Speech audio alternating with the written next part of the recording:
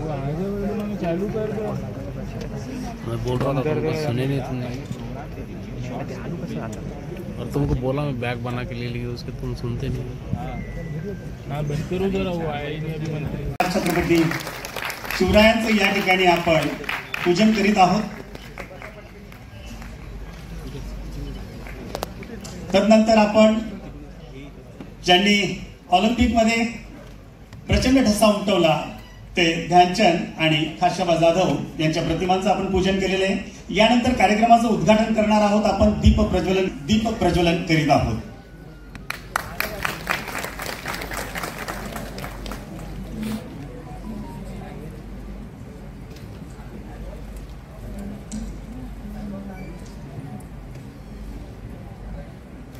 विकसित महाराष्ट्र 2047 हा संकल्प आहे।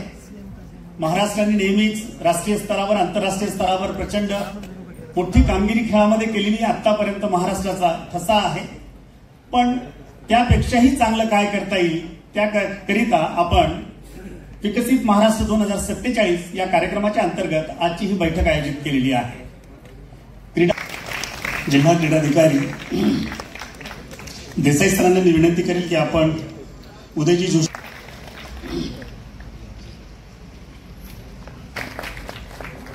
यानंतर आपण सन्मानित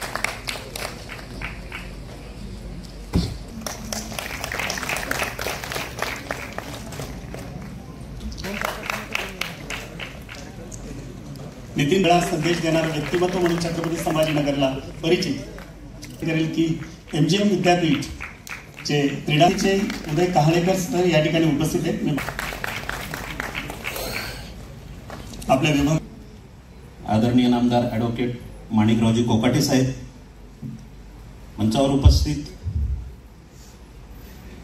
माजी क्रीडा आयुक्त यांचे प्रतिनिधी, आमचे सहकारी उपसंचालक उदयजी जोशी, मंचावर उपस्थित साईच्या उपसंचालिका, या विभागाचं नावलौकिक वाढवणारे सर्व खेळाडू, त्यांचे पालक, या क्रीडा विभागाचं आणि क्रीडा क्षेत्राचं जे कार्य चालू असतं ते जनमानसापर्यंत पोहोचवणारे सर्व प्रिंट आणि इलेक्ट्रॉनिक मीडियाचे प्रतिनिधी आणि उपस्थित सर्व मान्यवरांना, सर्वप्रथम आपणा सर्वांचं, आदरणीय मंत्री महोदयांचं, मंचावर उपस्थित सर्व मान्यवरांचं आणि विभागातून आलेल्या सर्व क्रीडा क्षेत्रातील तन्मन धनाने योगदान देणाऱ्या माझ्या सर्व सहकाऱ्यांचं, या विभागा दृष्टीने प्रत्येकाला संधी देण्याचं एक मोठी उपाययोजना सर आपण सुरू केलेली आहे राज्यामध्ये। नागपूर असेल, अमरावती असेल, नाशिक असेल, त्यानंतर आपल्या संभाजीनगर विभागाचा कार्यक्रम होतो आहे। आणि मित्रांनो, मला सांगायला अतिशय आनंद वाटतो की आपणा सर्वांना एक संधी मिळालेली आहे। माननीय मंत्री महोदयांनी क्रीडा क्षेत्राला आणि युवा क्षेत्राला चालना देण्याचा एक विडा उचललेला आहे। माननीय प्रधानमंत्री महोदयांचं जे व्हिजन आहे विकसित भारत 2047, त्याच अनुषंगाने विकसित महाराष्ट्र 2047 क्रीडा क्षेत्रामध्ये आणि युवा क्षेत्रामध्ये नेण्यासाठी माननीय क्रीडा मंत्री महोदय अविरत मेहनत घेत आहेत। आणि त्याचाच एक भाग म्हणून या ठिकाणी आपल्याला आपल्या ज्या काही अडीअडचणी असतील, दैनंदिन कामकाजाच्या दृष्टीने असतील, आपलं काही विजन असेल की जे क्रीडा क्षेत्राला राष्ट्रीय नव्हे तर आंतरराष्ट्रीय पातळीवर नेण्यासाठी, राज्याचा आणि देशाचा नावलौकिक वाढवण्यासाठी, खरं तर दिवाळीचा खूप चांगली भेट आपल्याला क्रीडा मंत्री महोदयांनी दिलेली आहे। सर, आपले मनपूर्वक धन्यवाद की दिवाळीच्या निमित्ताने आपण गोड भेट आम्हाला दिलेली आहे की साक्षात शासन आपल्या दारी आलेलं आहे आणि आपल्याला आपले विचार मांडण्याची संधी आज या व्यासपीठावरून मिळत आहे। मी आपला जास्त वेळ घेणार नाही सर। छत्रपती संभाजीनगर विभागाच्या बाबतीत मी सांगू इच्छितो की 28 एकर परिसरामध्ये एक सुसज्ज असं विभागीय क्रीडा संकुल सुरू आहे। साधारणतः जानेवारी महिन्यात त्याचं लोकार्पण होऊ शकतं।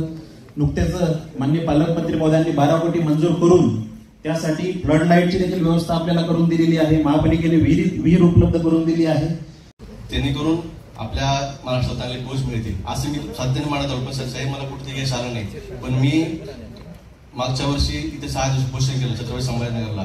त्याच्यानंतर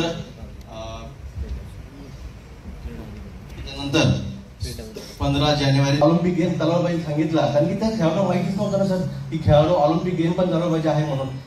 जेव्हा असे काही प्रशिक्षक येतील, खेळाडू येतील, छत्रपती आवडीतील खेळाडू येतील, प्रशिक्षक येतील, तेव्हाच आपल्या महाराष्ट्राला जे विजन आहे ते आपलं नक्कीच पूर्ण होईल। साहेब, हा जो प्रस्ताव आहे त्याच्यामध्ये स्पष्ट लिहिलं आहे की जे काही महामंडळे आहेत, साखर कारखाने आहेत, मध्यवर्ती बँका आहेत शासनाच्या, शिक्षण संस्था आहेत का सगळे यांना जिल्हा परिषदला पाठवा, यांना महापालिकेत पाठवा, यांना शाळेत पाठवा. जे गरीबाचे खेळाडू आहेत त्यांना ऑलिम्पिक खेळाडू घडवा की तेव्हा सक्सेस मिळतात. मला दुसरा सर्वात मोठा प्रश्न आहे, जो काही आपला प्रश्न आहे क्रीडा आरक्षणाचा. साहेब क्रीडा आरक्षण हा खूप अस्मितेचा प्रश्न आहे आमच्या. काय होतं साहेब, जेव्हा मी म्हणजे आम्हाला पुरस्कार नॅशनल खेळलोय मी, पण नॅशनल खेळतो आणि जेव्हा एका ठिकाणी अर्ज करतो, मला अर्ज करायचं परीक्षा समजा, तर मी तिथे पात्र ठरत नाही. का ठरत नाही साहेब, कुणीतरी एक सर्टिफिकेट आपला म्हणजे मला माहित नाही तो कसा येतो, आला तो आणि तो तिथे ते सादर करतो आणि इथे 15 सर्टिफिकेटवाला खेळाडू येतो आणि तो बाजूला असतो, पण जो एकाच प्रमाणपत्राला खेळाडू असतो तो ती नोकरी घेऊन जातो. आरक्षण लागू झालं पाहिजे. मग अति उच्च गुणधारक खेळाडू हा एका प्रमाणपत्र कसा सिद्ध झाला साहेब? सिंपलचा प्रश्न आहे ना, की अति उच्च गुणधारक खेळाडू हा एका प्रमाणपत्र बघून सिद्ध होऊ शकत नाही. माझी आपलं एकच विनंती साहेब, जसं पुरस्काराचं गुणांकन होतं ना त्याचप्रमाणे त्या आरक्षणाचं गुणांकन झालं पाहिजे. सगळ्यांचे अर्ज घेतले पाहिजे समोर. बा तू 5% आरक्षण घेताय ना, चल दाखव तू कधीपासून खेळतोय. एका वर्षाचं कुठलं राज्य राष्ट्रीय स्तरावर तुम्हाला मेडल येतं का? सगळे संघटक काय देतं? मग सांगा, एक वर्षात तुम्हाला राष्ट्रीय पदक भेटतं का? राज्य पदक भेटतं का? साहेब गुणांक पदक चालू करा, तेव्हाच खरा खेळाडू त्या नोकरीचा हकदार होईल आणि आपलं जे काही व्हिजन आहे ते याच्यामधून सिद्ध होईल. साहेब दुसरा माझा सर्वात महत्वाचा प्रश्न म्हणजे जे काही आपले क्रीडा शिक्षक आहेत, आपण म्हणतो आपल्याला 36 मध्ये ऑलिम्पिकला पदक विकसित करायचंय, 36 मध्ये ऑलिम्पिक. शिक्षकच नसेल तर आपण खेळाडू घडू नका द्या. आणि खरं खेळाडू वय असतं हे 5, 6, 7 वर्षापासून तिथे खेळाडू घडते. त्यांना जर चांगले खेळाडू प्रशिक्षक लागले नोकरीला, पाठवलं साहेब 10 महिने झाले प्रस्तावाला सुद्धा छत्रपती आवडीचं साहेब, आपण पुढच्या कॅबिनेटमध्ये त्याला लवकरच आपल्या आदेश आणि महाराष्ट्राच्या खेळाडूंना न्याय द्यावा याची मी विनंती करतो. आरक्षणाचा मुद्दा सुद्धा आपण खूप म्हणजे महत्वाचा विषय आहे, जेणेकरून आपले जे खरे खेळाडू ते नोकरी लागतील आणि शिक्षकांना सुद्धा पहिलीपासून सगळ्या शिक्षक आपण कंपल्सरी करावा. मी आपल्यास विनंती करतो. मला बोलायची संधी दिली त्याबद्दल आयोजकांचे आभार, आपले देखील आभार, देसाई सरांचे, पाटील सरांचे, सर्वांचे आभार. जय हिंद, जय महाराष्ट्र. जे स्वतः ह्या इनिशिएटिव्ह घेऊन आज आमच्या मध्ये आला, तर आदरणीय मंत्री महोदय, तर हे खूप चांगलं होईल. मी मुद्दे मांडतो का 2047 मध्ये आपलं जे काही योजना आहे, मी राष्ट्रपती महोदयांसोबतही काम केलं आहे, पंतप्रधान महोदयांसोबत काम केलं आहे, त्यांचे फोटो आहे, पुरस्कारही आहे. तर मी मोदी साहेबांना मागच्या युथ आयडल मध्ये सांगितलं की 2047चं विजन जे आहे, अनेक विद्यार्थी असतात पण त्यांच्याकडे कोचिंग क्लासेसचे पैसे नसतात. तर आपण प्रत्येक जिल्ह्यामध्ये युवा सक्षमीकरण केंद्र हे राबवायचं आणि आपल्या विभागामार्फत जसं माननीय आदित्य ठाकरे साहेबांनी राबवलं होतं मधल्या काळात, कुठेतरी लाल दिव्याच्या गाडीत बसलेला दिसेल. तर हे फार महत्वाचं धोरण युवा सक्षमीकरण आणि कौशल्य विकास आपण आपल्या विभागामार्फत राबवण्यासाठी प्रयत्न करायचं. दुसरं आपण बघतो का युवा आहे पण तो दिव्यांग आहे, तर दिव्यांग युवकांनी काय करायचं? तर प्रत्येक जिल्हा पुरस्कार आहे, राष्ट्रीय पुरस्कार आहे, आपण जे काही राबवतोय त्याच्यामध्ये भारत सरकारने 2016च्या ऍक्ट नुसार, आपण तर ऍडव्होकेट महोदय आहे, 5% सगळ्यांकडे राखीव घोषणा केलेली आहे. परंतु आपल्या राज्याच्या आणि राष्ट्राच्याही पुरस्कारामध्ये जिल्हा असो राज्य असो हे कुठे दिसून येत नाहीये. तर प्रत्येक जिल्हा आणि राष्ट्रीय पुरस्कारामध्ये त्यांच्या पात्रतेनुसार दिव्यांगांना 5% आरक्षण हे तात्काळ आपण ह्याच कॅबिनेटमध्ये किंवा आपण जाहीर करावं, हे काही माझ्या सांगतो. 7वी ते 8वीचा विद्यार्थी आज तंबाखू खातोय, बिडी ओढतोय, सिगरेट ओढतोय, त्याचा बाप त्याला म्हणतो जा बिडी ओढतो, एकामेकाला बिडी हे करतो. तर आपण शाळेमध्ये फक्त शिकवतोय तुम्ही पास व्हा, पण आयुष्यात काय करायचं हे कोणी शिकवत नाहीये. त्याच्यामुळे युथ वेलनेस आणि आयुर्वेद क्लब हे आपण प्रत्येक शाळेमध्ये आपल्या विभागाअंतर, कारण की शाळेत शिक्षण आणि क्रीडा विभाग तर आपल्याच अंडर आहे, तर ध्यानधारणा, व्यसनमुक्ती केंद्र आणि योगा हे जर आपण सुरुवातीला परिपाठ करतो, परिपाठामध्ये पासायदान करतोच, तर मग प्रत्येक वर्गामध्ये जसा एक लेक्चर क्रीडाचा असतो तसं एक 10 मिनिटं युवा आहे आपल्या विभागातला, महाराष्ट्रातला आहे, त्याला आपण बोलवावं, त्याचं कौतुक करावं. असं कुठेही मोठेपणा आपल्या विभागाला वाटलं नाही. हे दुर्दैव आहे महाराष्ट्राचं की आपण फक्त बॅनरबाजी करतोय, सत्य काही नाही. सत्य आहे. आणि आपण जर म्हणाल आमच्या विभागात माहित नव्हतं, तर मी आयुक्त क्रीडा हिची जी ऑफिशियल वेबसाईट आहे त्याच्यावर मेल फॉर इन्फॉर्मेशनही केलं होतं. आणि सगळ्यात महत्वाचं आपल्याला फोन लावून मी आपल्या पर्सनल नंबरवर आपण बोललोही होतो, त्या फोनवर मी माहिती दिली होती. परंतु युवकांना जे काही प्रोत्साहन मिळालं पाहिजे ते महाराष्ट्र सरकारकडून बॅनरबाजी किंवा मीडिया, सशक्त भारत, सशक्त युवा, पण प्रत्यक्षात मात्र युवा आणि महाराष्ट्राचा साक्षात याचा काही संबंध नाही. जेला सगळं मिळेल, गरिबांनी काय करावं तर फक्त जाय करा, याच्या पुढे काही नाही. तर खरं तर राष्ट्रपती आणि पंतप्रधान लोकांनी कौतुक केल्यानंतर मी बघितलं की माझ्यासोबतचे जे काही नॅशनल अवॉर्डी किंवा जे काही संशोधक होते त्यांना त्या त्या राज्यातल्या गव्हर्नरनी, सीएमनी आणि युवा विभागाने बोलवून कौतुक केलं. पण आपलं दुर्दैव असं की आपल्या राजकारणात आपण एवढा व्यस्त झालोय की आपल्या महाराष्ट्रातील जे काही नवकल्पना चालू आहे त्यांना राष्ट्रपतींना माहिती आहे, पंतप्रधानांना माहिती आहे, पण आपल्या राज्यातला कोणालाही याचं काही घेणदेण नाही. हे दुर्दैव आहे. आणि आपण विकसित महाराष्ट्र 2047चे स्वप्न पाहतो. अहो तुम्ही सध्या काय चाललंय, सध्या मी जागतिक लेवलची दर्जाची ट्रायल करतोय ज्याला WHO मान्यता दिली, पण आपल्या विभागाला याच्याकडे दखल द्यायला अजिबात वेळ मिळाला नाही. हे दुर्दैव मी सगळ्यांसमोर युवकांचं सांगतो. हे माझं नाही, हे सगळ्यांच्या बाबतीत घडतंय. आणि आपण खरंच आज इनिशिएटिव्ह घेऊन ऐकताय, हे आम्हाला सगळ्यांसाठी भाग्य आहे की आज आपण पहिले मंत्री आहात या विभागाचे, की कमीत कमी आमचं ऐकून तरी घेतंय. ह्याच्या अगोदर तर आमचं कोणी ऐकून बी घ्यायचं. आता सगळ्यात महत्वाचा प्रश्न आहे की राष्ट्रीय आणि आंतरराष्ट्रीय पातळीवर उत्कृष्ट कामगिरी केलेल्यांना युवकांना प्रोत्साहनपर आर्थिक पारितोषिक देण्याबाबत आपण मग बघतो की ऑलिम्पिक मिळाला, हे मिळालं, ते मिळालं, आम्हाला खूप अभिमान आहे. तर त्यांना आपण कोटी, 1.5 कोटी असे कोटी पुरस्कार जाहीर करतो आणि ते देतो, त्याचा आम्हाला खूप अभिमान आहे. पण जे काही युवक नॅशनल आयडॉल मिळवतात, आंतरराष्ट्रीय दर्जाचे सायंटिस्ट होतात, संशोधक करतात, अशा लोकांना काही मिळत नाही. आणि दुर्दैवाने मी आपलं आयुक्त क्रीडा संचालनाला RTI टाकला की राष्ट्रीय युवा पुरस्कारार्थींना किंवा महाराष्ट्रातून आपण आंतरराष्ट्रीय पातळीवर जे काही संशोधन किंवा काही करतो त्यांना महाराष्ट्र शासन काय देतं. तर RTI उत्तर काय आलं असेल, महाराष्ट्र शासनाकडून युवकांना कुठल्याही प्रकारची मदत या क्षेत्रात केली जात नाही. राष्ट्रीय युवा पुरस्कारार्थींना कुठल्याही प्रकारची मदत महाराष्ट्र शासन करत नाही. हे दुर्दैव आहे आपल्या महाराष्ट्राचं की आपण फक्त स्वप्न बघतोय, सत्य परिस्थितीवर लक्ष देत नाही. आता आपली वस्तुस्थिती काय आहे, युवक आणि क्रीडा कल्याण हे फक्त मंत्रालयाचं नाव आहे. अधिकारी इतके जबरदस्त पोटेन्शियल आहे आपल्याकडे, पण त्यांना तुम्ही थोडस जर फ्री हँड दिला तर ते खूप चांगलं होईल. याचं एक कारण सांगतो मी. राज्य युवा पुरस्कार आता 1 वर्षा पहिले त्याचे नॉमिनेशन आपण मागवले. आता मी महाराष्ट्र शासनाकडून पद्म कमिटीवर पण आहे भारत सरकारच्या, तर पद्म कमिटी आम्ही बघतो साहेब, जून ते सप्टेंबर हे आपण नॉमिनेशन करतो आणि 26 जानेवारी 25 जानेवारीला पुरस्कार जाहीर होतात त्याचे. पण आपले राज्य युवा पुरस्कार 1 वर्ष नॉमिनेट आपण केलेत आणि राज्य युवा पुरस्कार अद्यापर्यंत जाहीर झालेले नाही. छत्रपती संभाजीनगरचे ही जिल्हा युवा पुरस्कार 3 वर्ष आपण नॉमिनेट विद्यार्थ्यांकडून भरले. हो 5 वर्ष झाले, कोरोनापासून मिळालेले नाहीये. हे आपण काय चाललंय, फक्त महाराष्ट्र विकसित बघतोय. 5 वर्ष झाले आपण पुरस्कार जाहीर करत नाहीये. 2-3 नाही, प्रत्येक मुद्दा हा महत्वाचा आणि माझा एकट्याचा काहीच नाही याच्यामध्ये. तरी कधी आपण पुरस्कार जाहीर करणार. झालं साहेबांचा वेळ आपल्यासाठी साहेब आहे, थांबतील सगळं ऐकायला. त्याच्यावर घे कॅमेरा.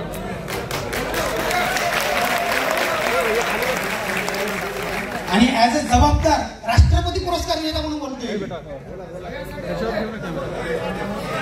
राज्य युवा पुरस्कार झाले साहेब, नॉमिनेट करून 1 वर्ष झालंय. आमचे युवा, आता मला तर नॅशनल मिळालंय, मला राज्यात काही संबंध नाही, पण मला युवा सांगतात, आमचे युवा फोन लावतात पुणे ऑफिसला. पुणे ऑफिस सांगते शासनाकडे फाईल आणली आहे, शासनाकडून अजून काहीच मिळालं नाही. मग शासन आपण पुरस्कार जे नॉमिनेशन घेतले त्यांचे तरी डिक्लेअर करून टाका. आणि पुरस्कार घेताना आपल्या नेतृत्वाखाली एक असं काहीतरी सोय करा का माननीय मंत्री महोदय किंवा आमदार खासदारांचं शिफारस पत्र जरी असेल तरी क्वालिटीनुसार त्याला तुम्ही अवॉर्ड द्या, तर गरीबांना न्याय मिळेल. आता ह्यानंतरचा एक महत्वाचा मुद्दा महाराष्ट्रातील आपण बघितलं, मागच्या वर्षी भारत मंडपमध्ये युथ आयडलचं हे झालं, तर याच्याबद्दल न बोललेलं बरं. इतकी युवकांची परिस्थिती महाराष्ट्रात वाईट आहे. 3 जानेवारीला त्यांच्या मेरिट बेसवर आपण बघतो की त्यांचं सिलेक्शन झालं. त्यांनी मीडियामध्ये नाव दिलं, बातम्या दिल्या, पेपरमध्ये जाहिराती केल्या, तुम्ही तुमचे कपडे छापा, पोरांनी कर्ज काढून कसतरी उसने पासने करून ब्लेझर घेतले, सगळं घेतलं. आणि दुर्दैवाने मंत्री महोदय, तुम्ही त्या काळात मंत्री महोदय नव्हता, पण 6 जानेवारीला एक दिल्लीहून सहज मेसेज आला, जो काही मेल नव्हता, ऑफिशियल नव्हता, का युथ आयडॉलला आणू नका. तर एका मिनिटात सगळ्या युवकांचं स्वप्न आपल्या महाराष्ट्र शासनाने बिघडवलं आणि संदेश दिला की युथ आयडॉल कॅन्सल झाले. ते लोक, ते युवा 1-1 वर्ष त्यांच्या घरातून 1-1 महिना बाहेर निघले नाही का, त्यांनी सांगितलं आम्ही दिल्लीला जाणार आणि ते घरी बसले. हे थांबा 1 मिनिट सर, हे कोण नंतर ऐकणार नाही. महाराष्ट्र सोडून पूर्ण राज्यातले युवा सभा भारत मंडपांमध्ये पंतप्रधान महोदयांसमोर होते. फक्त महाराष्ट्रातले युवा नव्हते. हे महाराष्ट्रातलं वजन आहे. दिल्लीचेही तख्त राखवतो महाराष्ट्र माझा, जो काही महाराष्ट्राच्याच काही किंमत ह्या राजकारणामध्ये उरलेली नाही. आणि दुर्दैव असं की ठीक आहे आपण एक शब्द टाकायला पाहिजे होता की दिल्ली साठी प्रत्येकाचं रिझर्वेशन झालं आहे, सगळं आहे. आता आमचे 14 युवा होते ना, 3000ची कॅपॅसिटी होती आणि प्रत्येक महाराष्ट्रातल्या सोडून भारतातले सगळे युवा तिथे उपस्थित होते. मग आपल्या 14 युवकांनी काय फरक पडला असता ते ठीक आहे. पण नंतर आपल्या युवा संचालनाने एवढं मोठं मन दाखवायला पाहिजे होतं का ठीक आहे माझे पोरं आहेत ना, माझी पिल्लं आहे ना, तर त्यांचं दिल्लीला आपण नेऊ शकलो नाही ना. आणि हा मुद्दा मंत्री महोदय धर्मे मामांच्याही काळात माझ्या सहकार्याने मांडला आणि नाशिकच्या कार्यक्रमात माझा रणजित सिंह मित्र आहे त्यांनी आपल्या समोर मांडला. आपण तात्काळ कारवाईचे आदेश दिले, 1 महिना झाला काहीच कारवाई झाली नाही. मग आपण कार्यक्रम कशासाठी करतोय? कारण की आपण सांगितलं होतं मी मागच्या नाशिकच्या कार्यक्रमात राष्ट्रीय युवा पुरस्कारांना, नॅशनल आयडॉलना काय असेल त्यांच्या मागण्या पूर्ण करून टाकू. जे काही त्यांचं सिलेक्शन होऊन आमची काय छोटीशी मागणी होती, माझा काही संबंध नाही त्याच्यामध्ये. जे काही युथ आयडॉल होते ते 13-14 पोरं सीएम साहेबांच्या किंवा आपल्या अंडर खाली आपण त्याला हे करायला पाहिजे होतं. एक कौतुकाची थाप दिली असती, पोरं पळाली असते. तर हे फार महत्वाचं आहे. एक तळागाळातला सामान्य घरचा विद्यार्थी म्हणून मी आपल्यासमोर जीवाच्या आकांताने प्रश्न निर्माण करतोय. आता राष्ट्रीय पुरस्कार विजेते आपण बघतो की यांची एक छोटीशी मागणी होती का राजस्थान, कर्नाटक, गुजरात, उत्तर प्रदेश यांच्या सरकारने काय केलंय, त्यांना एसटी फ्री केली आहे, त्यांना छोटे छोटे आयडी दिल्या. फक्त एक आयडी हा आमचा राष्ट्रीय पुरस्कारार्थी आहे. याच्यासाठी मी मंत्री महोदयांना भेटलो, त्यांनी तात्काळ कारवाईचे आदेश दिले आदरणीय मनसुडे साहेबांनी. ते तुमच्या रणजितसिंह देसाई कोण होते ते IAS अधिकारी, त्यांच्याकडे फाईल गेली, काहीच झालं नाही. पुढे मी पुणे ऑफिसला विचारलं, त्यांनी म्हणे शासन स्तरावर फाईल आहे. म्हणजे फक्त आयडी साठीची फाईल जर आपल्याला 2-2 वर्ष लागत असेल तर विकसित महाराष्ट्र 2047 हे होणं शक्यच नाही साहेब. तर मी सगळ्यांचं फार वेळ घेत नाही आता. एवढं सांगतो की आपण युवा विभागाचे मंत्री महोदय आहात. आम्हाला खूप अभिमान आपला आहे की आपण स्वतः सगळे अधिकारी महोदयांना घेऊन आला. तर मी आपल्याकडे फाईल देतो, कृपया ती फाईल माझी नाही, ती महाराष्ट्रातील युवकांचं काळाच्या आखंडाने दिलेल्या प्रश्नाची उत्तरं आहेत, मागण्या आहेत. आपण त्या तात्काळ 8 दिवसामध्ये पूर्ण कराव्यात ही आमची विनंती आहे. आपल्याकडे फाईल पुढच्या 2 मिनिटांमध्ये येईल. धन्यवाद सर. चालू है देखो, चालू इनका शूटिंग रेगुलर चालू है. महाराष्ट्र 2047 धोरण तयार करायचे. त्यामुळे धोरणामध्ये काय असावं समावेश त्याच्या सूचना करा. तुम्ही तक्रार नका करू, सूचना करा. आम्ही त्या धोरणामध्ये समावेश करतो आणि लगेच तुम्हाला ताबडतोब या ठिकाणी गोष्टीची उपलब्धता होणार नाही. ज्या दिवशी आमचं धोरण लॉन्च होईल राज्य सरकारचं, त्या दिवशी धोरणाच्या अनुषंगाने या ठिकाणी अधिकारी काम करतील. आता धोरणामध्ये जर समावेश नसेल आणि अधिकारी काम करत असतील तर त्यांचा दोष नाही. मुळात धोरण जर या ठिकाणी चुकीचं असेल किंवा धोरणामध्ये समावेश नसेल तर तो धोरणामध्ये समावेश करावं यासाठी तुम्ही सूचना करा. म्हणजे आम्हाला येणाऱ्या 1-2 महिन्यामध्ये आमच्या ज्या सुविधा आम्ही जे बैठक इंटरॅक्शन करतोय लोकांबरोबर त्याचा उद्देशच आहे की आम्हाला धोरणामध्ये त्याचा समावेश करायचा आहे. त्यामुळे ह्या ज्या तुमच्या मागण्या आहेत ना या धोरणामध्ये टाकून आम्ही त्याकडे तुम्ही मागण्या करा आमच्याकडे की बा काय काय तुम्हाला अपेक्षित आहे. भारतीय त्यांना एखादं प्रशस्ती पत्र दिलं गेलं पाहिजे, ID कार्ड दिले गेले पाहिजे, त्यांना प्रवासामध्ये सवलत दिली गेली पाहिजे. अशा प्रकारच्या तुम्ही जर मागण्या केल्या तर मला त्याचा समावेश करता येईल. उदाहरणार्थ यांनी आता छत्रपती पुरस्काराच्या संदर्भात सांगितलं की नोकरीमध्ये त्यांना प्राधान्य दिलं गेलं पाहिजे. म्हणजे अशा प्रकारच्या ज्या योजना आहेत किंवा ज्या अपेक्षा आहेत त्या तुम्ही जर मला या ठिकाणी व्यवस्थितपणे मांडल्या तर ठीक आहे. ते रेकॉर्डिंग सुरू आहे, तुम्ही मांडणं काही चुकीचं नाही, माझं काही ऑब्जेक्शन नाही. परंतु तुम्ही सूचना करा तर जास्त चांगलं होईल. कमी वेळामध्ये आपण जास्त चांगल्या सूचना करा, त्याचा आपण धोरणात समावेश करू आणि धोरणाच्या अंमलबजावणीमध्ये आमचा थोडा उशीर लागेल, लगेच अंमलबजावणी होणार नाही कारण ते धोरणातच नाहीये. त्यामुळे धोरणात पहिला समावेश करावा लागेल आणि नंतर अंमलबजावणीसाठी तुम्ही पाठपुरावा करा. 100% तुम्हाला रिलीफ मिळेल. जे मी आपल्यासमोर मांडू इच्छिते, महाराष्ट्रातील सर्व क्रीडा संकुल जे आहेत त्या सर्व क्रीडा संकुलचे ऑडिट करावं.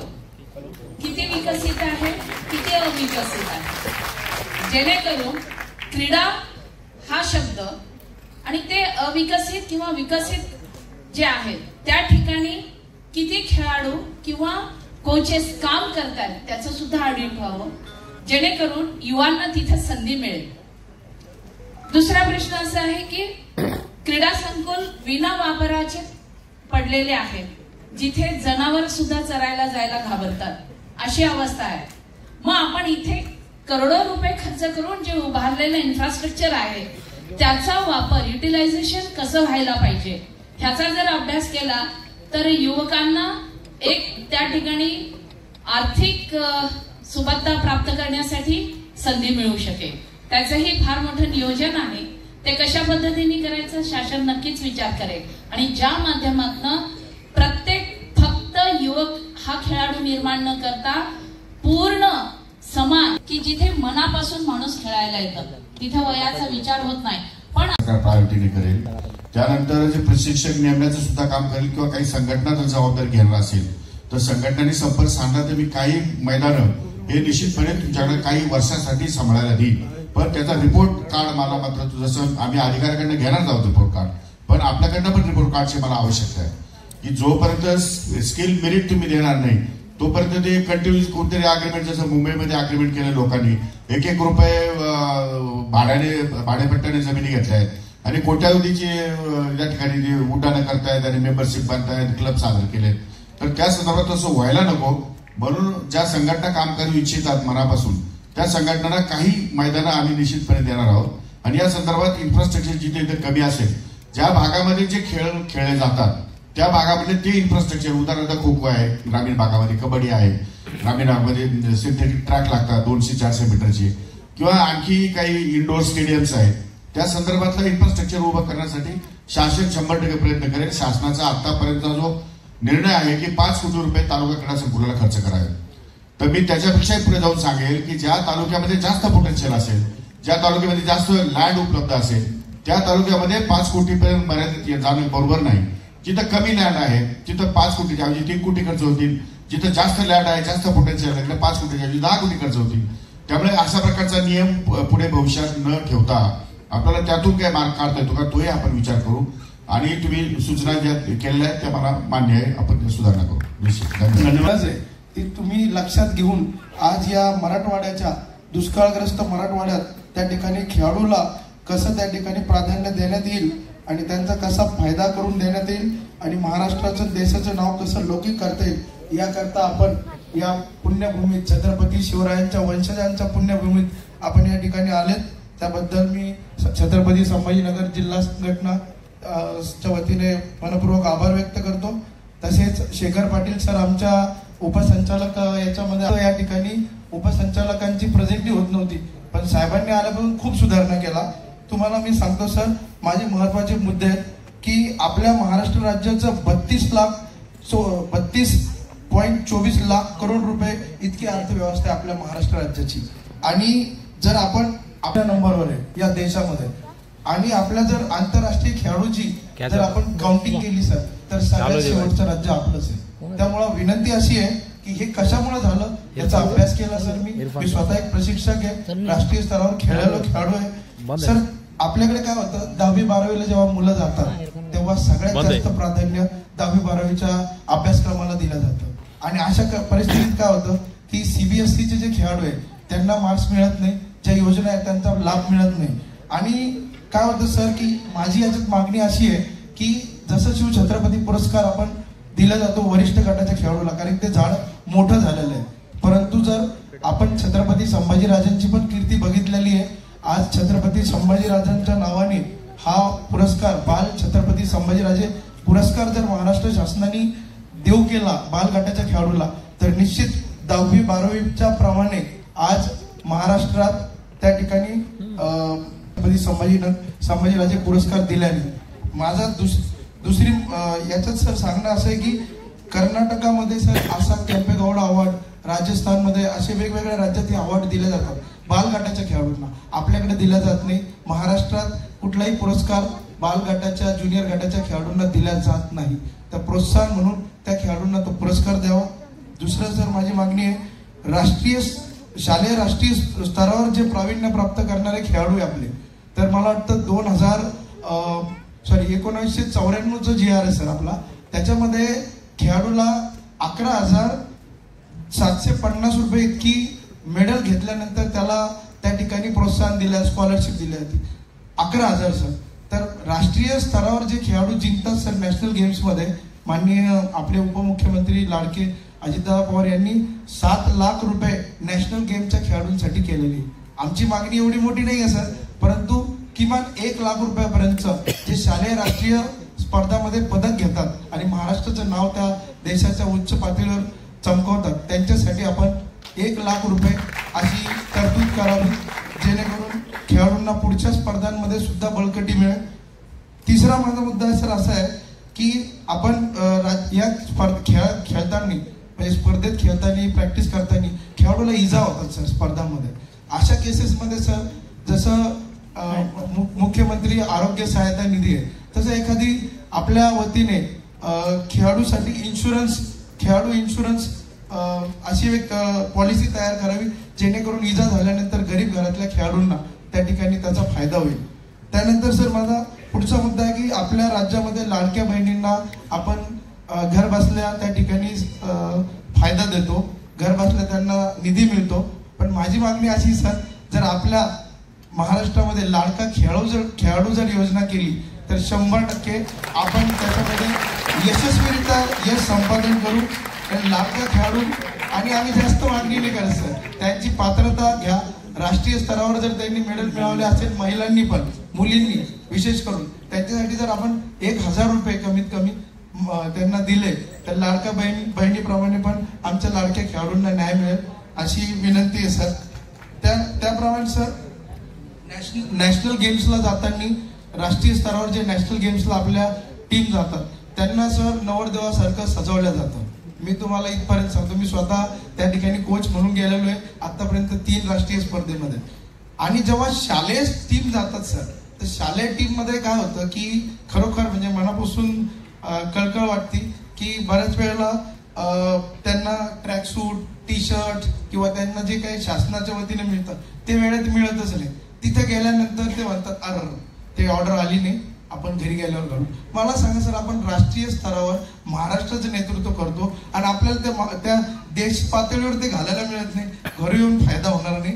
त्यामुळे ते वेळेच्या आत दिलं तर कदाचित त्याचा खेळाडूंना फायदा होईल आणि महाराष्ट्राचं नाव लौकिक होईल सर. त्याचबरोबर सर त्या प्रशिक्षकाला जो शालेय स्पर्धेत जो प्रशिक्षक जातो त्याला कमीत कमी सर मानधन काहीच नसतं सर, काहीतरी 1500-1200 रुपये देतात. तो त्या ठिकाणी राष्ट्रीय स्तरावर महाराष्ट्राचं नेतृत्व करतो आणि त्यानंतर आम्ही विचारलं की काय झालं, काही नाही, इकडलं लय नुकसान झालं माझं, आमचं नोकरीवर बी सुट्ट्या डिक्लेअर झाल्या आणि मला 1200 रुपये दिले. म्हणजे अशी वाईट परिस्थिती त्या कोचेसची सुद्धा आहे. त्यानंतर सर जे आपल्या जिल्हा व विभागीय स्तरावर सर आपल्या अडचणी अशा आहे की मी मागच्या एक शेखर पाटील सरांच्या मार्गदर्शनाखाली एक बैठक लागली होती आयुक्त साहेबांकडे, महानगरपालिका आयुक्त जी श्रीकांत साहेब यांना आम्ही मागणी केली होती की सर तुमच्या जे कचरा वेचणारे लोक आहेत, जे नाली साफ करणारे लोक आहेत, ह्या लोकांना तुमच्याकडे 1000-1200 रुपये तुम्ही देतात रोजगार, आणि जेव्हा आमचे खेळाडू तुमच्याकडे येतात आणि आमचे प्रशिक्षक आमचे जे पंच आहे तुमच्या स्पर्धा सर्वांच्या स्पर्धा आयोजित करतात खेळाचे, त्यांना सर पहिल्यांदा 150 रुपये होता, आता 300 रुपये दिले जातात. म्हणजे सर 300 रुपये म्हणजे त्या कचरा वेचणाऱ्या आणि त्या नाली साफ करणाऱ्या व्यक्तीपेक्षाही त्या पंचाचं मानधन 300 रुपयापर्यंत आणलं. इतकी वाईट परिस्थिती सर या महाराष्ट्रामध्ये क्रीडा विभागाची झालेली आहे. परंतु मला सर मी आजपर्यंत कधीच कुठे स्वतःची ऍडव्हर्टायझिंग केली नाही, स्वतःची कधी बॅनरबाजी केली नाही, परंतु आज आपण या मराठवाड्यात आले आणि ज्या पद्धतीने आपण हा उपक्रम राबवलाय त्यामुळे सर मी आज स्वतःहून पहिल्यांदा आयुष्यात कधी केलं नाही, पहिल्यांदा मी साहेबांचे बॅनर सर्व या परिसरात लावले आणि मला अभिमान वाटतो की कोकाटे साहेबांसारखे आम्हाला नेतृत्व मिळालं. सर शेवटचं एक मागणी आहे फक्त त्याच्यामध्ये की आमच्याकडे ज्या सुविधा असायला पाहिजे, म्हणजे बघा जे राज्याच्या स्पर्धा होतात आपल्या, तर राज्याच्या स्पर्धेत आहे ना आपल्या खात्याकडून 150 रुपये निधी आहे सर, 150 रुपये कशासाठी, त्या खेळाडूंच्या भोजनासाठी.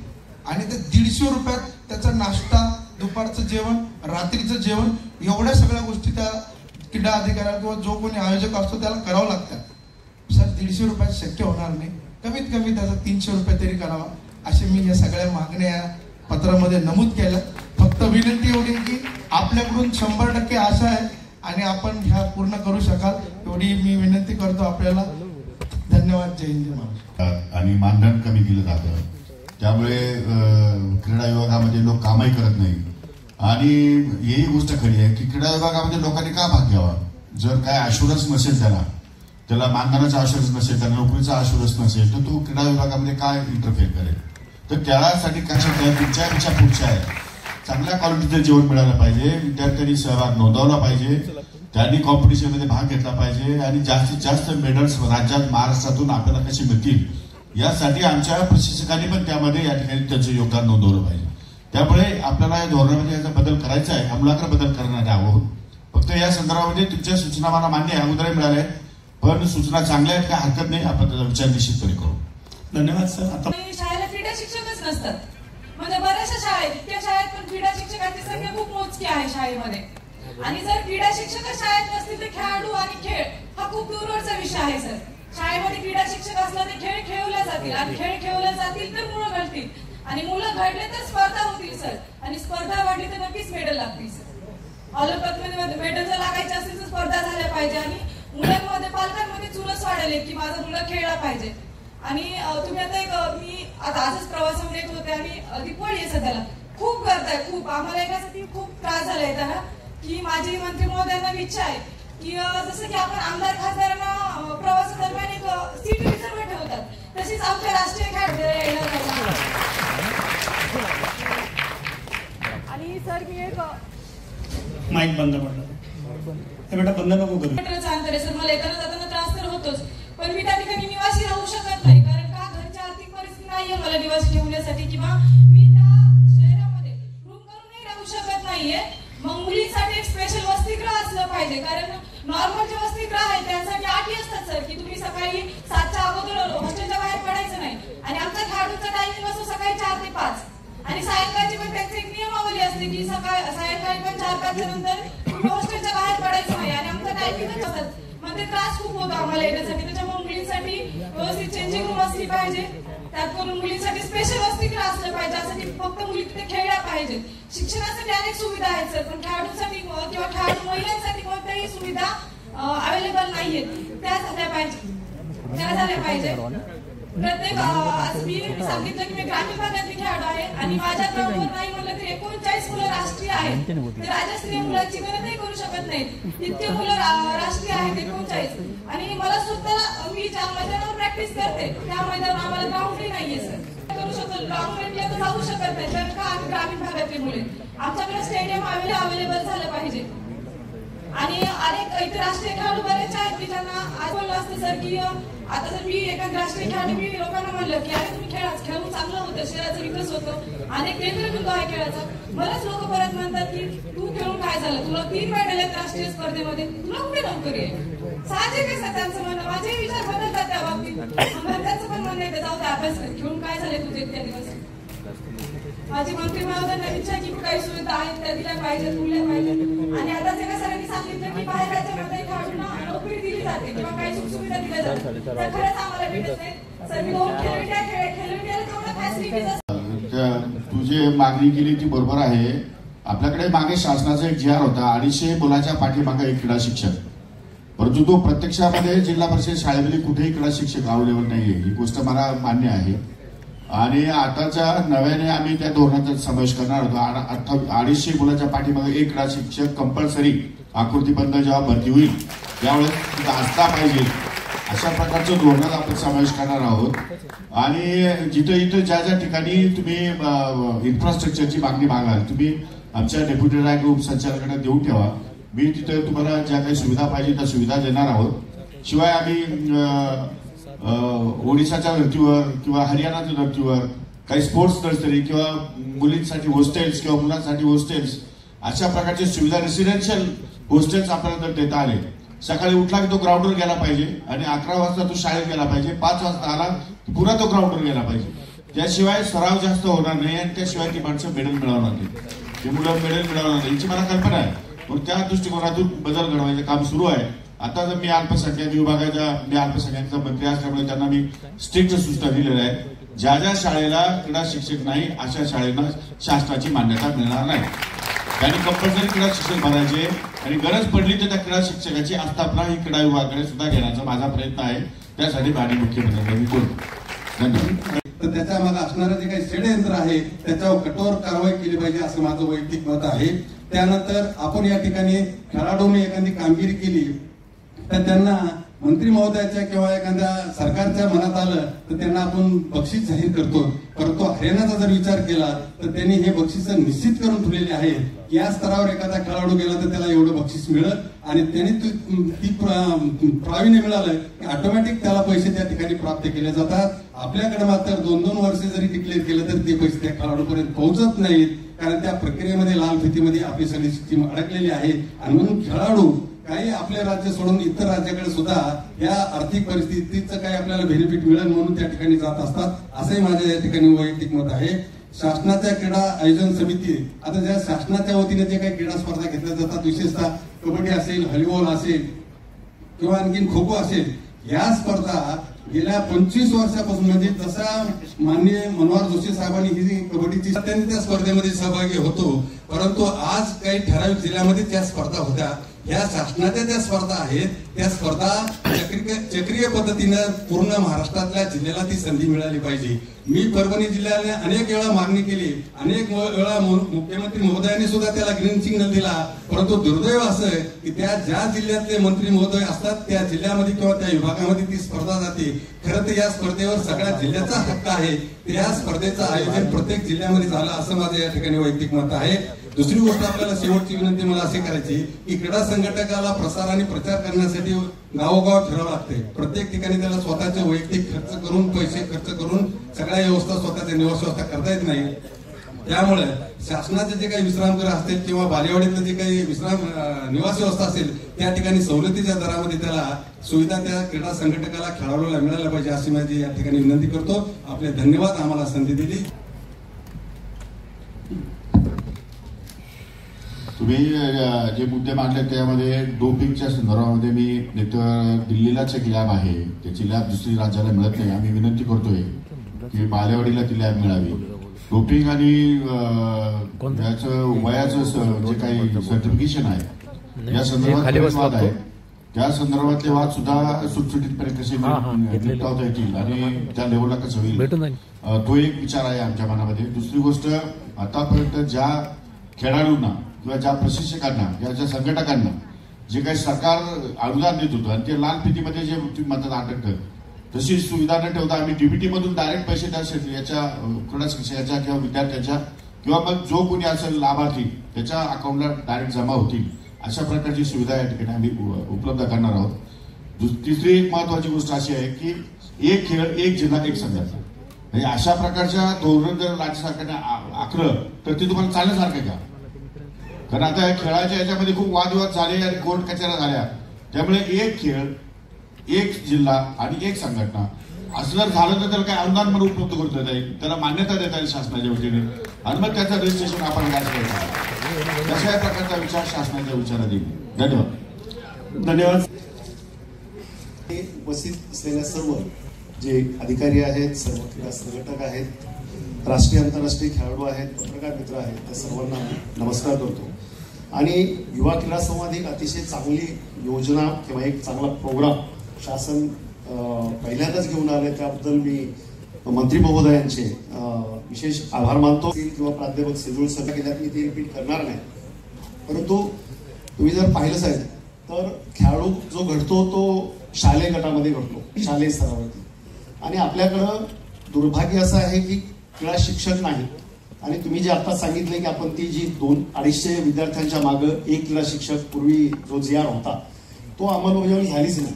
जिल्हा परिषद शाळांमध्ये नाहीच झाली किंवा निमशासकीय शाळा ज्याला की अनुदान आपण शासन देतं त्यावरती हे सक्तीनं ती राबवण्याची आवश्यकता आहे. आणि मला अशी माझी विनंती असेल की प्राथमिक शाळा ज्या ठिकाणी विद्यार्थी संख्या कमी असते त्या ठिकाणी देखील क्रीडा शिक्षक किंवा जे राष्ट्रीय आंतरराष्ट्रीय खेळाडू आहेत ते मानधनावरती नियुक्त करावे, ही माझी एक पहिली सूचना आपल्याला या ठिकाणी असेल. कारण दुसरी गोष्ट एक महत्वाची सूचना मी आपल्याला या ठिकाणी करेल की शालेय क्रीडा स्पर्धांचा जो विरोधाभास आहे की इतर राज्यांमध्ये आम्ही जातो राष्ट्रीय पातळीवरती, पंजाब, हरियाणा, राजस्थान अशा राज्यांमध्ये जर शालेय राष्ट्रीय स्पर्धेमध्ये जर सुवर्णपदक खेळाडूंनी जिंकलं तर त्याला 1 लाख 1.5 लाखाचं त्याला शिष्यवृत्ती दिली जाते. परंतु आपल्याकडे मात्र ती शिष्यवृत्ती अतिशय कमी आहे. 10,000-12,000 रुपये त्या खेळाडूला मिळतात, ते अतिशय कमी आहे. तर त्यामध्ये वाढ व्हावी आणि मुबलक स्वरूपामध्ये त्याला प्रोत्साहनपर अनुदान म्हणा किंवा शिष्यवृत्ती म्हणा त्यामध्ये वाढ व्हावी अशी मी या ठिकाणी आपल्याला एक संघटक म्हणून विनंती करतो. दुसरा महत्वाचा मुद्दा शेजोळ सरांनी आता मांडला की साहेब खेळांमध्ये 2-2 संघटक तरच तटस्थपणे जेही खेळाडू आहेत शासनामध्ये आहेत त्यांना जर तुम्ही नेमलं तर खेळाडूंचं नुकसान होणार नाही. आज काय होतंय, वाद जर असतील ते त्याच्या 2-2 संघटना 2-2 स्पर्धा त्यांच्या मान्यतांचा इश्यू निर्माण होतोय आणि त्यातून खेळाडूंचं परिणामी, कारण काहींना इंडियन ऑलिम्पिकची मान्यता आहे, काहींना जागतिक संघटनेची मान्यता आहे, काहींना महाराष्ट्र ऑलिम्पिकची मान्यता आहे. 3-3 संघटना 2-2 संघटना काम करतात. तर कारण कसं असतं सर की जिल्हा विभाग राज्य राष्ट्रीय आंतरराष्ट्रीय विविध पातळीवर उत्कृष्ट असे खेळाडू आपण क्रीडा शिक्षक घडवत असतो. त्यामुळे त्यांना इकडे अभ्यासामध्ये टाइम देता येत नाही. यामुळे आपण कुठेतरी या क्रीडा शिक्षकांना यामधून सूट देण्यात यावी. तसेच विविध राष्ट्रीय आंतरराष्ट्रीय स्पर्धेसाठी राज्याचा राष्ट्रीय किंवा महाराष्ट्राचा संघ विविध ठिकाणी जातो. रेल्वेने प्रवास केला सर, अक्षरशः आम्ही जेव्हा संघ घेऊन जातो आम्ही त्या रेल्वेच्या बाथरूम जवळ बसलेलो आम्ही, असं आम्हाला निदर्शनात आलं की आपण अशी काहीतरी सोय करण्यात यावी की ज्या खेळाडूंना तत्काळ रेल्वेचं तिकीट तत्काळ कन्फर्म होऊन त्यांना चांगल्या पद्धतीने प्रवास करून ते संबंधित ठिकाणी पोहोचले गेले पाहिजे. की कारण काय सर की जो खेळाडू आरामात गेल्यानंतर तो तिथं त्याचा खेळ किंवा त्याच्या ज्या खेळामध्ये जो प्रावीण्य आहे ते दाखवू शकतो. तसेच जे क्रीडा शिक्षक आहेत विविध शाळेमध्ये महाविद्यालयात जे क्रीडा शिक्षक आहेत त्यांना एक विषय असतो सर. असे काही मी क्रीडा शिक्षक बघितलेले आहेत की शाळेमध्ये त्यांना सक्ती केल्या जाते की तुमचा जो विषय आहे त्या विषयाचा पहिले सिलेबस तुम्ही संपवा, मगच खेळाडूंना तुम्ही मैदानावर घेऊन जा. काय होतं सर की 12-12:30-1 वाजेपर्यंत शाळा असते, शाळा सुटल्या जाते. त्यामध्ये मग नंतर तो क्रीडा शिक्षक जो आहे तो खेळाडूंना कशा पद्धतीने प्रशिक्षण देणार. तर त्यामुळे कोणत्याही क्रीडा शिक्षकांना शाळेमध्ये विषयाची सक्ती करू नये. त्यांना पूर्ण वेळ खेळाडू घडवण्यासाठी त्यांना देण्यात यावा. त्यामुळे त्यांच्या हातून ऑलिम्पिक राष्ट्रीय आंतरराष्ट्रीय ऑलिम्पिक खेळाडू घडतील असे मी नमूद करतो सर. धन्यवाद. रेल्वेमध्ये किंवा बसमध्ये जो काही प्रवास आहे तो मोफत केला पाहिजे आणि याचबरोबर या मुलांना वैद्यकीय सुविधा ज्या आहेत त्या सुद्धा सरकारी ठिकाणी दवाखान्यामध्ये वगैरे फ्री केल्या पाहिजेत अशी एक माझी अपेक्षा आहे. आणि त्यानंतर सरांनी सांगितल्याप्रमाणे खेळाडूंना जो विमा म्हणजे खेळाडूंसाठी विमाची योजना केली पाहिजे. आपण बघतो की चंदू चॅम्पियन नावाचा मागे एक चित्रपट आला होता आणि मला त्याचं नाव नाही आठवत, पण त्या खेळाडूंना ते उत्कृष्ट खेळाडू होते पण ते खेळ खेळत असताना अपंग झाले. तर त्याप्रमाणे जर एखादा खेळाडू जर खेळ खेळत असताना जर त्याचा हातपाय मोडला तर घरचे काय म्हणतात की बस घरी तुझं खेळण्याने पोट भरणार आहे का, कायमचा तू अधू होऊन जाशील. तर अशा लोकांना विमा हा तात्काळ दिला पाहिजे आणि ही सुद्धा एक योजना राबवली पाहिजे. त्याचबरोबर पारंपरिक जे खेळ आहेत ते पारंपरिक खेळांना अधिक प्रोत्साहन दिलं पाहिजे. अलीकडे मल्लखांब, कबड्डी, खो खो दिसत आहेत, पण त्याचबरोबर लाठीकाठी असेल किंवा लगोरी असेल अशा खेळांना सुद्धा संधी दिली पाहिजे. आणि ज्या उत्कृष्ट कलाकार आपण बोलवतो किंवा पदवी शिक्षण घेत असताना नाट्यशास्त्रासाठी उत्कृष्ट असे कलाकार आपण आता आपण युवा आणि क्रीडा व युवक कल्याण मंत्रालय आहे. तर त्याप्रमाणे जसं तुम्ही युवा म्हणता तसं आता युथ फेस्टिवल 2025 रोजी जे राबवण्यात आलं त्यामध्ये युथ आयकॉन नावाची एक संकल्पना होती की जसं की क्रीडामध्ये वेगवेगळे कला प्रकार आहेत त्याचप्रमाणे युथ आयकॉन की समाजामध्ये वेगवेगळं काय कार्य केलं आहे अशा लोकांची निवड करण्यात आली आणि मग त्यांचा सत्कार जो होणार होता तो झाला नाही. तर तो झाला नाही त्याची तर खंत आहेच, पण इथून पुढे असे काही जे छोट्या गावामध्ये मोठा प्रोजेक्ट करणारे विद्यार्थी आहेत त्यांचा जे काही प्रोजेक्ट आहे तो लार्ज स्केलवर अप्लाय करण्यात आला पाहिजे. पुढचे बाकी आहे.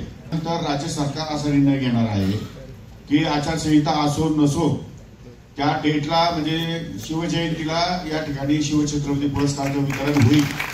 त्यामध्ये कुणी मंत्री असो नसो सेक्रेटरी वितरण करेल, परंतु त्या डेटला त्या तारखेला किंवा त्या वेळेला या ठिकाणी सगळे पुरस्कार वितरित केले जातील अशा प्रकारचं धोरणच आपण या ठिकाणी आणतो.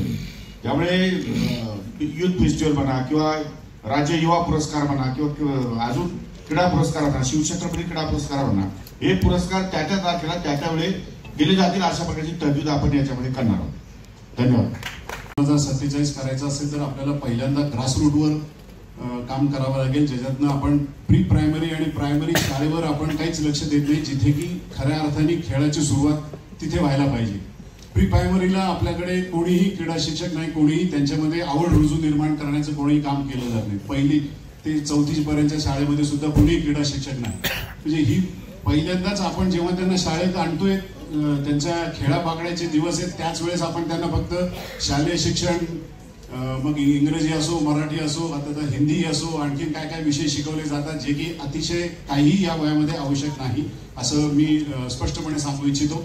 तर यामध्ये पहिल्यांदा आपल्याला मला असं वाटतं की प्री प्रायमरी आणि प्रायमरी क्षेत्रामध्ये आपल्याला आधी क्रीडा क्षेत्राच्या आणि विद्यार्थ्यांच्या आरोग्याच्या दृष्टीने आपल्याला काम करावं लागेल. तिथे आपल्याला क्रीडा शिक्षक आणि सुरुवात तिथून करावी लागेल. दुसरी गोष्ट, आपण जेव्हा आपल्या क्रीडा विभागामध्ये येतो त्यावेळेस अनेक क्रीडा विभागाचे आपले डिपार्टमेंट्स आहेत. एक कोचिंग विंग आहे, एक स्पर्धा आयोजनाची आहे, आणखीन ऍडमिनिस्ट्रेटिव्ह विंग आहे. तर याच्यामध्ये कुठेतरी आपण समन्वय साधण्यासाठी अकाउंटेबिलिटी थोडीशी आपण निर्माण करण्यासाठी प्रयत्न केले पाहिजेत. म्हणजे जसं मी जर प्रशिक्षक असेल तर मी प्रशिक्षक म्हणून माझी जी भूमिका आहे ती मी माझ्या जिल्ह्यामध्ये, माझ्या तालुक्यामध्ये, माझ्या येणाऱ्या संबंधित विभागामध्ये मी किती प्रकारे चांगल्या पद्धतीने राबवतोय, काय मी रिझल्ट देतोय, याची कुठेतरी मी जबाबदारी माझी असली पाहिजे. त्याच्यावर शासनाने अशी व्यवस्था निर्माण करायला पाहिजे की मी त्यासाठी बांधील आहे आणि मी ते काम प्रामाणिकपणे केलं पाहिजे, तरच माझा पगार आणि माझ्या बाकी